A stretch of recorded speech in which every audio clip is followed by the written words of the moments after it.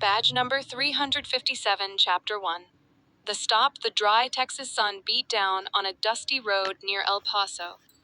Officer Brent lively adjusted his aviators and peered into the rearview mirror of his cruiser, narrowing his eyes at the black SUV he'd just clocked going 5 miles over the limit. A minor offense, but something about the vehicle, its tinted windows, its out-of-state plates pricked his nerves out of place.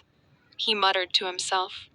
Flipping on his siren, he pulled the car over and approached with slow, practiced steps, hand resting near his holstered sidearm, the driver's side. Window rolled down to reveal a black woman in her 30s. She wore a fitted gray blazer and sunglasses, her expression neutral but unreadable license and registration. Lively barked before she could say a word. "Sure," she said calmly. "But can you tell me why I was pulled over? You were speeding? And I'd like to know what you're doing around here." Before she could respond, Lively spotted a case tucked beside her seat. His pulse quickened.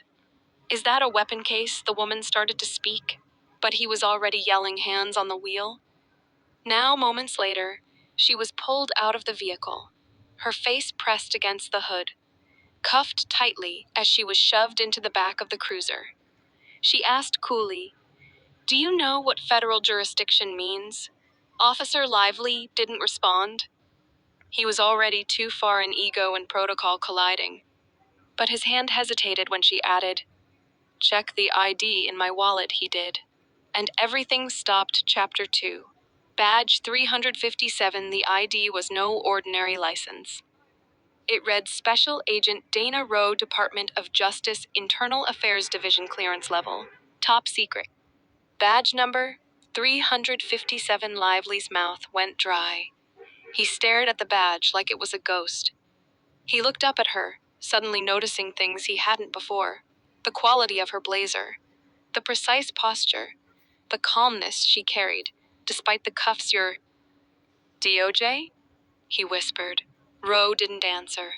She didn't need to. He was already backing away from her, like she'd grown 10 feet tall. "You're in deep," she said softly, almost like pity.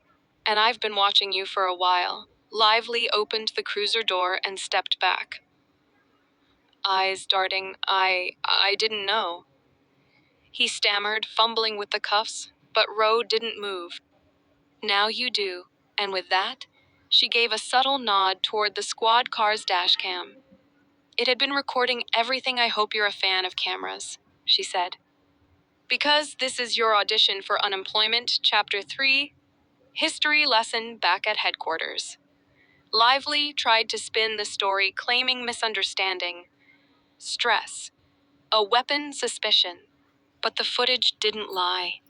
And neither did Rowe's record. She had been embedded in various cities, investigating systemic racial profiling, and El Paso had made her shortlist after complaints from the community had surged.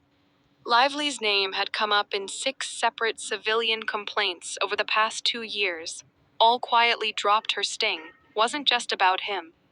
It was about the rot behind the badge.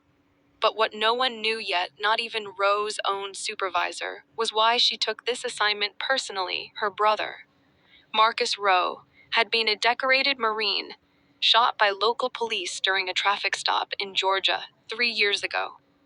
The body cam had conveniently malfunctioned. No charges were filed.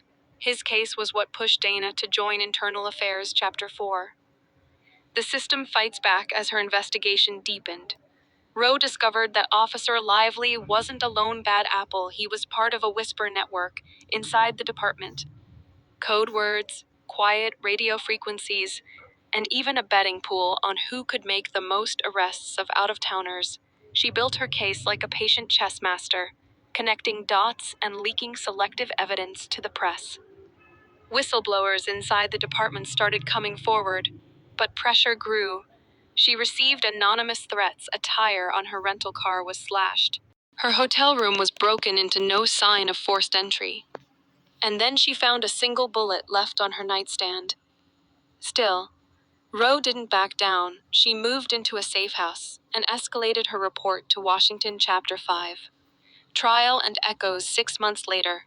Officer Brent Lively sat in court, not just for misconduct, but as the centerpiece of a federal case against racial profiling and corruption in law. Enforcement Rowe testified in sharp detail. Never once raising her voice, the jury convicted him on multiple counts. The fallout rocked the state. 10 officers were fired. 3 resigned. The police chief quietly stepped down media outlets dubbed Rowe the Phantom Badge, because none of the officers had seen her coming. But she wasn't interested in fame. She drove to Georgia after the trial, alone, and visited a quiet cemetery she placed her badge number 357 on, her brother's grave, and whispered, "I did it, Marcus. For you then." She walked away. Epilogue in Washington, D.C. A new folder landed on the desk of the DOJ's Internal Affairs. Chief Chicago Division request. Profiling complaints. Surgeon note was clipped to the top. Recommend Agent Donna Rowe. She works in the shadows, and she always finishes the job.